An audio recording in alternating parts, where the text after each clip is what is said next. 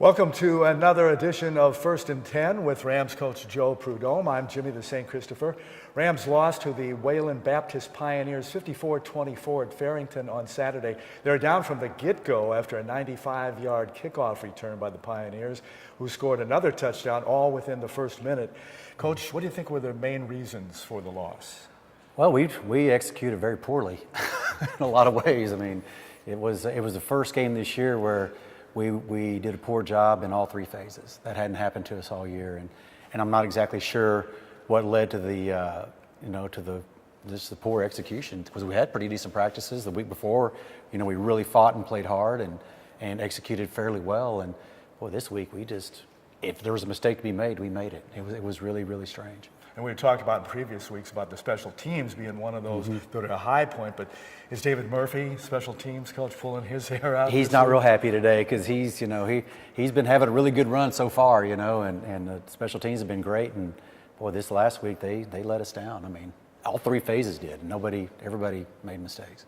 3 picks by the defense, 2 of those by Parrish Dixon Smith, who was just named the Central States Football League Defensive Player of the Year. Oh, wow. How much does he help your secondary? Well, he helps us a lot. He had a really solid game. He just missed the one play where he gave the kid a catch down there on the 1-yard line. But outside of that, Parrish gives us an opportunity to kind of single somebody up, their best receiver, and try to take away one side. So he did a fine job. You were down 23-14 there in the first half.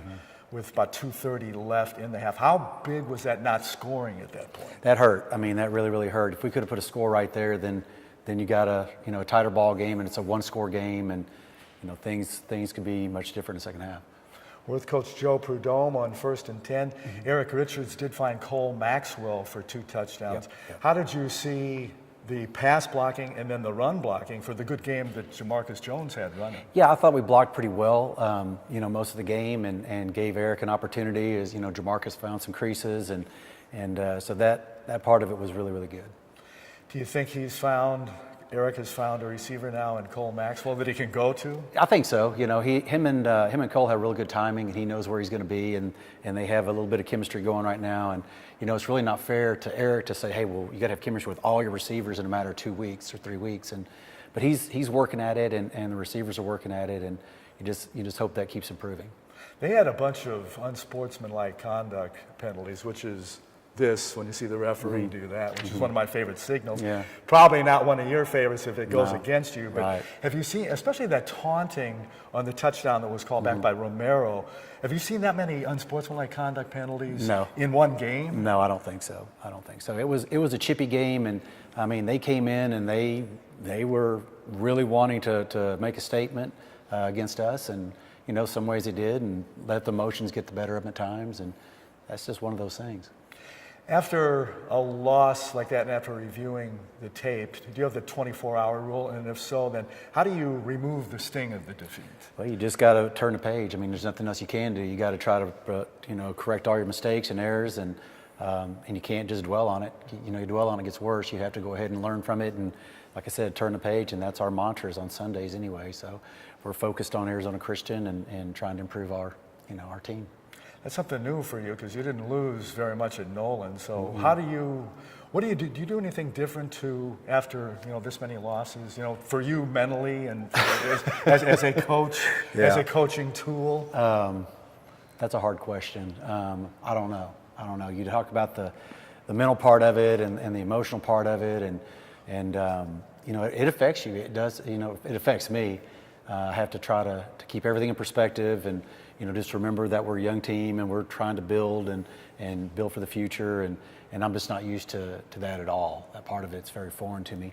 So to say I have some sort of magical tool or something now that I'm using, I don't.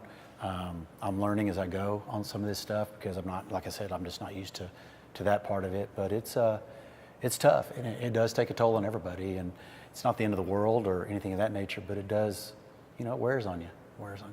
Now, we've talked about the injuries to your 2 fastest wide receivers earlier this season, and your O-line is banged up. Anthony cast and looked like a clavicle or a collarbone. Is that the case, and how's he? He's done. He'll miss the season last 2 weeks, and we ended up losing 5 starters on offense throughout the course of the game and by the end of it. So, we're in a little bit of We're in a tough spot. Offensively, we're in a tough spot right now.